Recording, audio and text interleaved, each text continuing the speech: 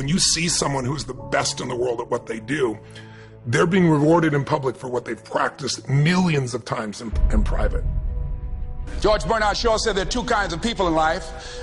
You know, he said those that make things happen, those that watch things happen, and those that don't know what happened. See, a lot of people want to exempt themselves from taking responsibility. All they want to do is talk about the problem.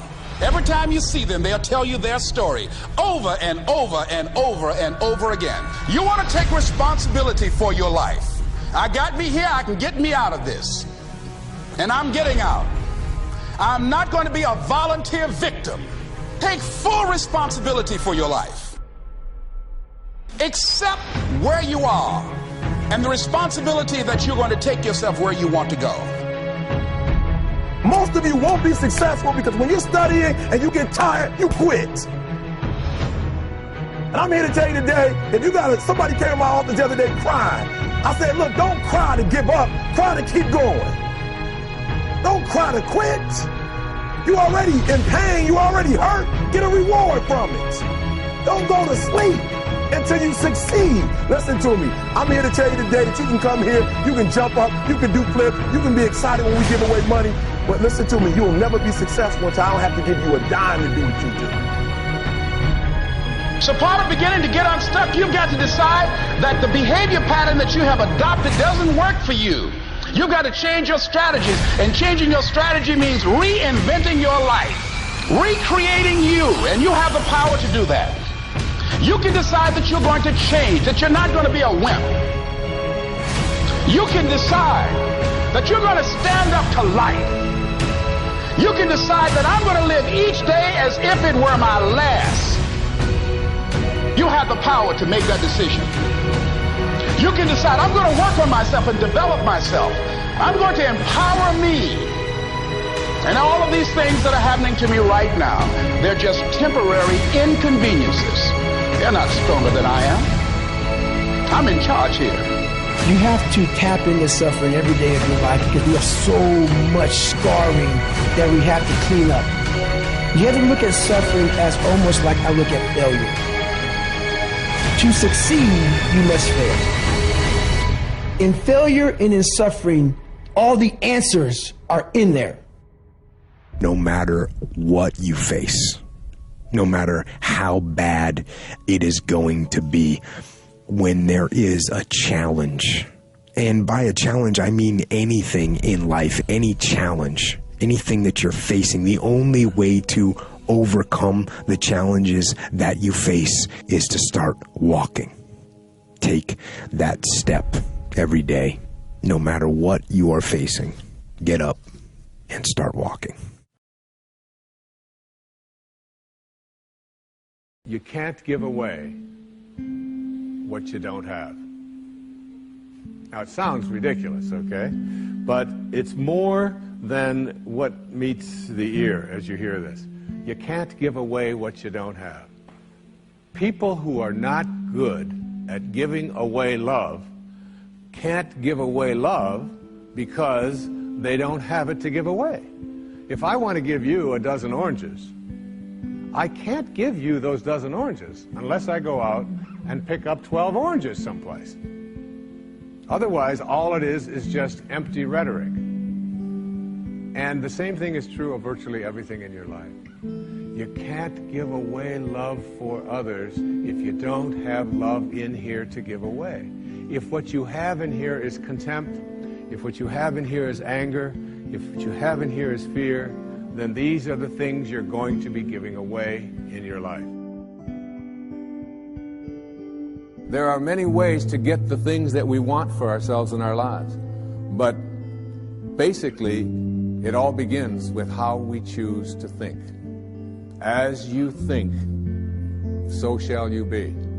7 little words that I think are perhaps the most important things that we can learn and master in our lives. This old proverb notion that I become what I think about all day long. And once you know that what you think about is what expands, you start getting real careful about what you think about. You don't allow your thoughts to be on anything that you don't want or that you wouldn't want to have manifest or show up for you in your life. have a mind that is open to everything and attached to nothing.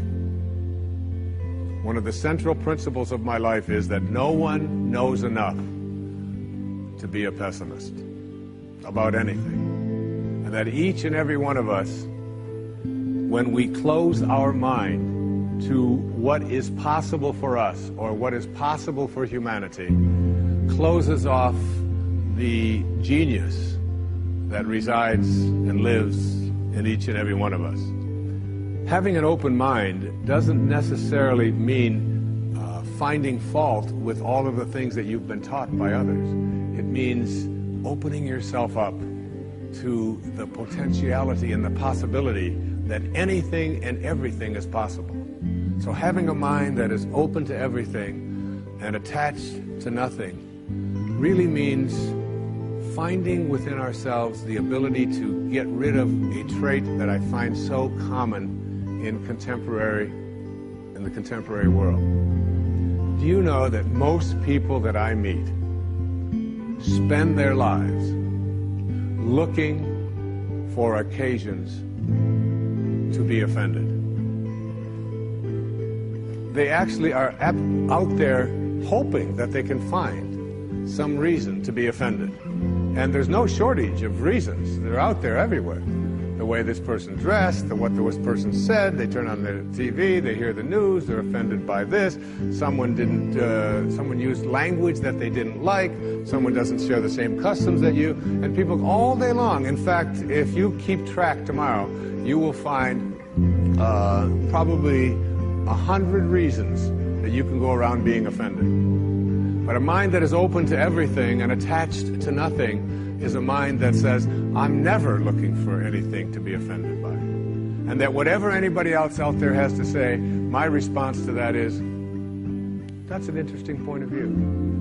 I've never considered that before. Talking about past and future and excessive emphasis on past and future in your life, yes, of course you need to have, there's nothing wrong with having a certain intention of what you want to achieve, take steps towards it. It's part of living here in this dimension. You can't just say, I'm never going to plan anything anymore, just take life as it comes. Well, some people try to do that, but they're not that happy either after a while. So then your life will get very diffused. And so to have an intention, to make a plan, perfectly fine. Either a short-term plan, like I'm going to meet you tomorrow at 4 o'clock. How would you ever meet anybody if we didn't have time?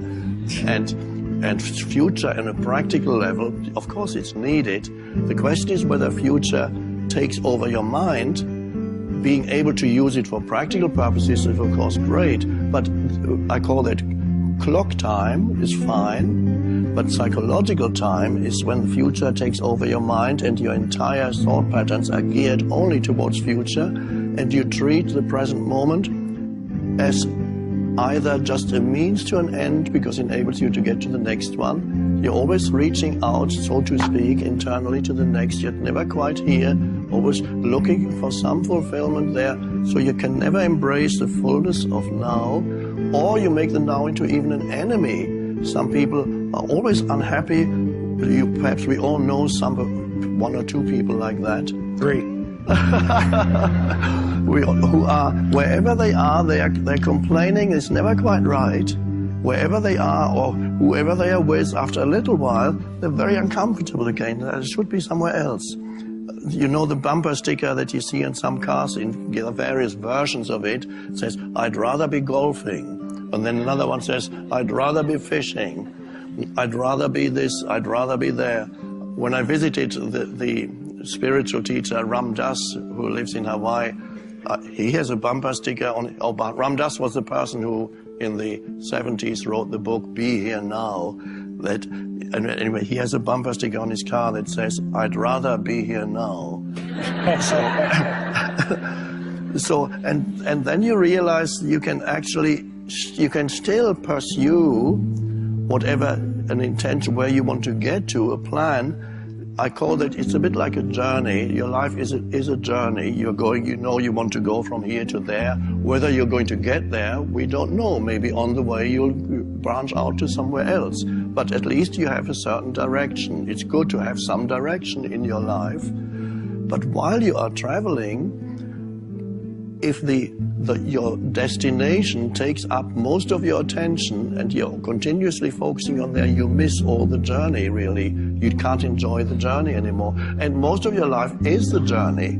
The arriving is relatively rare. The wedding, and a few more graduation. But so those moments are not far and few between. So the rest is the journey. And if you can't enjoy the journey, which means the step you're taking at this moment is really the most important thing. Yes, of course, you know you're going that way, but this step is still to be enjoyed, because that's ultimately your whole life consists of the step you're taking at this moment. There is never anything else.